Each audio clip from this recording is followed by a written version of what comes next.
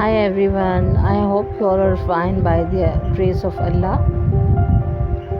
जहाँ रहें खुश रहें। आपको इस वीडियो के हवाले से बताती चलूँ कि मेरे चैनल पे कभी इस तरह की कुकिंग की वीडियो आपने नहीं देखी। तो ये जो वीडियो है ये मेरी भाभी का चैनल था। Due to some reason she did not proceed it, but मैंने सोचा कि ये जो उनका पहला वीडियो था अपने चैनल का, तो ये मैं वीडियो आपसे शेयर कर दूं, जिसकी बहुत क्विक एंड इजी रेसिपी है। ये जो इंग्रेडिएंट्स हैं इसमें सिंपली जस्ट एक मैंगो पाउडर है, नमक है अकॉर्डिंग टू टेस्ट, और ये चिलीज़ हैं एंड लेमन्स हैं।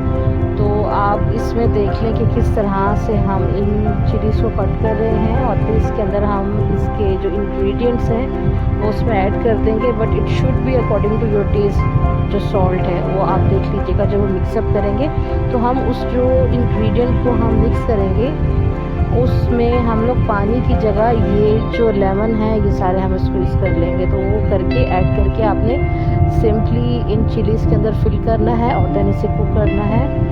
और आई होप आपको समझ आ गया होगा। आप यहाँ से मैं अपनी रिकॉर्डिंग को बंद कर देती हूँ, अपनी वॉइस को, बाकी आप इस वीडियो को पूरा देख लें। Thank you.